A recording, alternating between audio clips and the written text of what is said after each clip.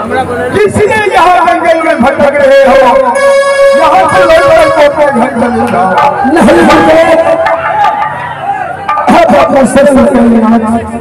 क्या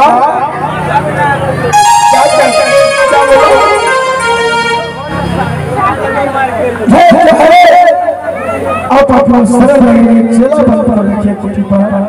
देखो तुम चेला बनने के लिए नहीं हो,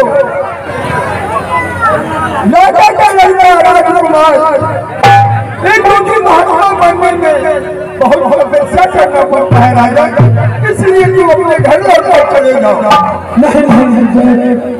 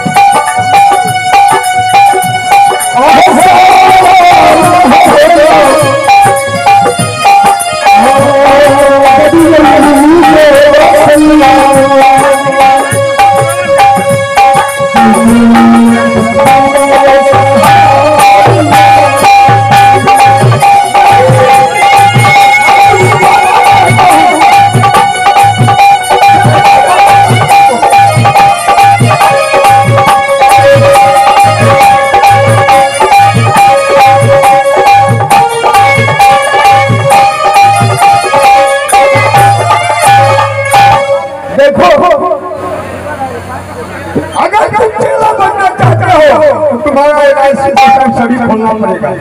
क्या पूरा ही तुम्हारा कपड़ा जो बदन में, तो सब खोल कर हटाना पड़ेगा।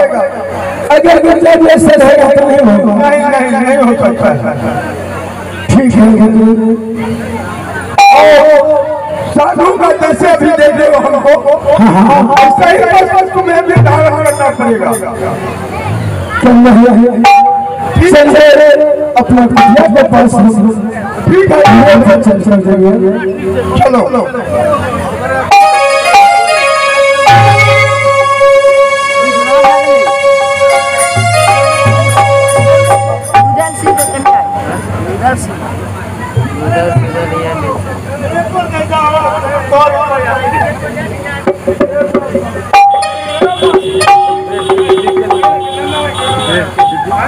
तो आइए देखो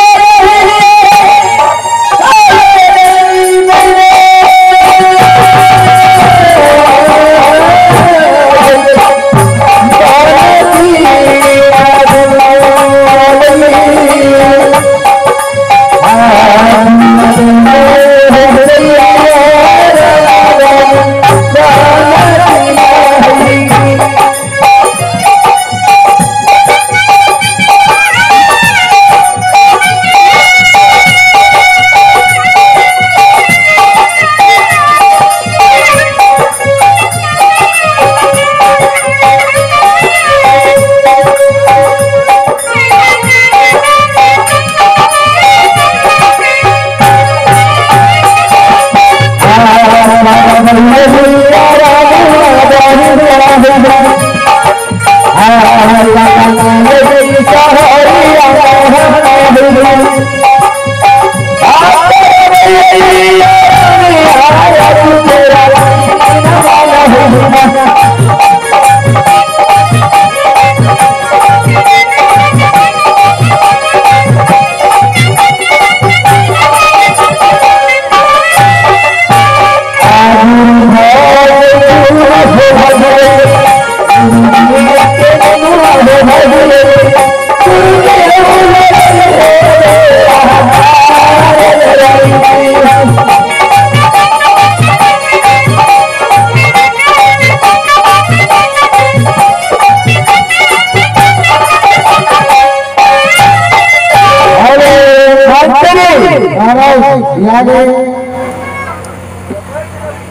हेलो मस्तान यादव जहांगीरपुर वासी ये एक तरफ से ये शीतल भोजन का 20 दे रहे हैं। बहुत बहुत धन्यवाद, शुक्रिया।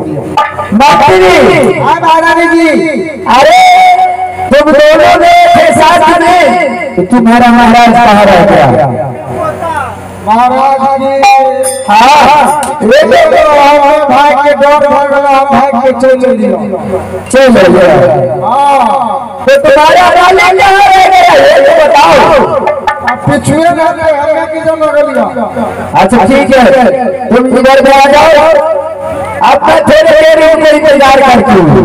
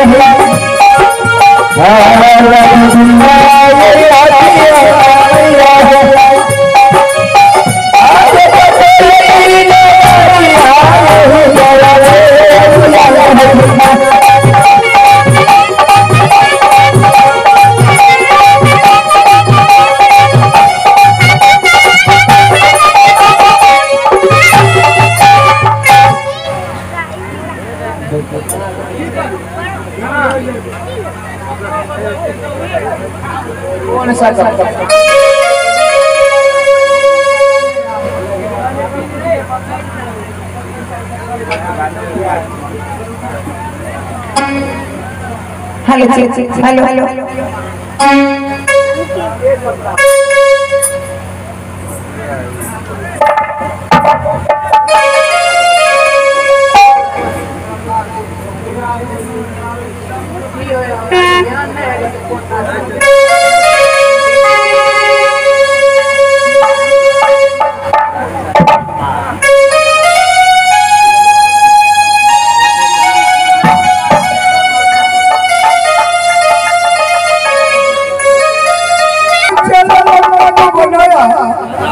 पता नहीं वो कहाँ खेलने लगता है मालूम पड़ता है।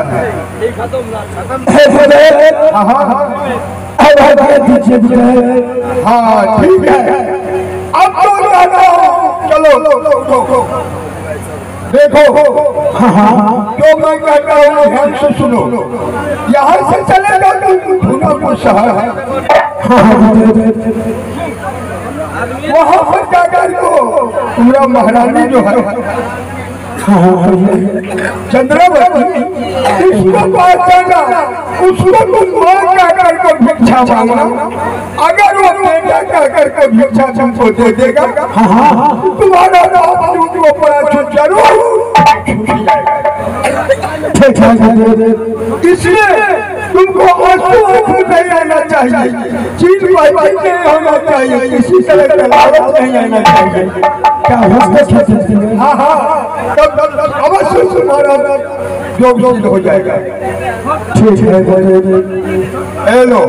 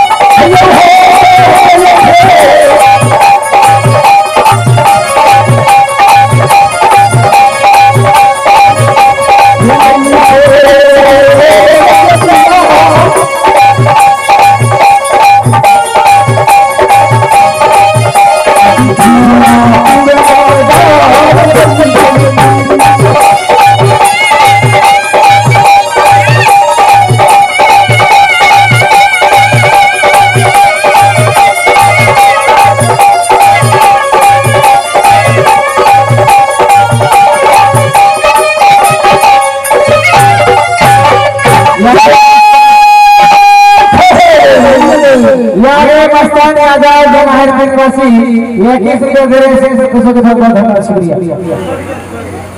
स्वर्गीय मस्तान यादव जवाहर निवासी ये किस के देरे बहुत धन्यवाद शुक्रिया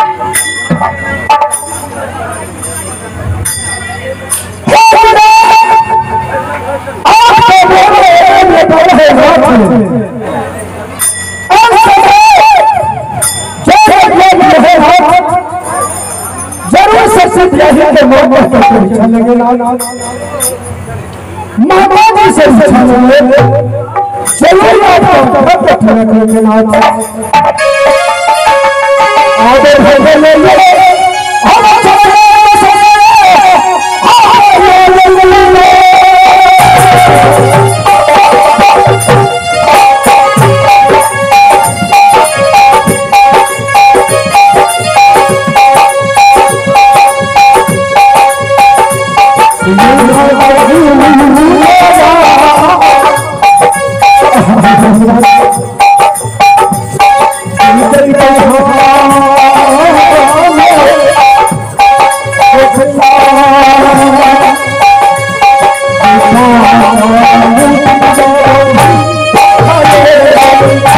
Thank you.